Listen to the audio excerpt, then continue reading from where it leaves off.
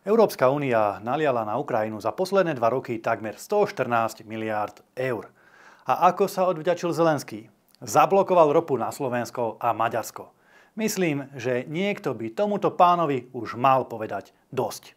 Na to, že ukrajinská vláda sa rozhodla popri útoku na Rusko zaútočiť ekonomicky aj na Slovensko a Maďarsko, existuje jasný dôkaz.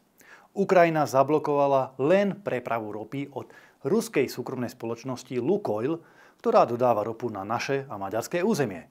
Prečo nezablokovala aj prepravu od oveľa väčšej ruskej štátnej firmy Rosneft, ktorá dodáva ropu napríklad do Česka a Nemecka? No jednoducho preto, že Zelenský chce Slovákov a Maďarov vydierať. A Európska komisia, ktorá vznikla na to, aby chránila záujmy členských štátov, tá robí presný opak.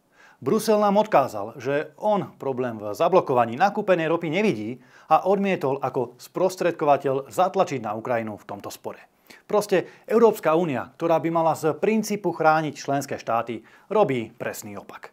Chráni cudzieho Zelenského a členské štáty necháva trpieť. Tu už aj slepý vidí, o čo ide. Myslím, že nastal čas na skutočnú zmenu zahraničnej politiky vo vzťahu k Ukrajine. Vláda by mala nielen na tlačovkách rozprávať o miery, ale aj reálne odpovedať na ekonomické sankcie Ukrajiny proti Slovensku rovnakými protisankciami. Pomohli sme už dosť a naspäť dostávame len pluvance. Toto musí skončiť. Je čas spojiť sa s maďarskou vládou a ukázať, že si po hlave skákať nenecháme.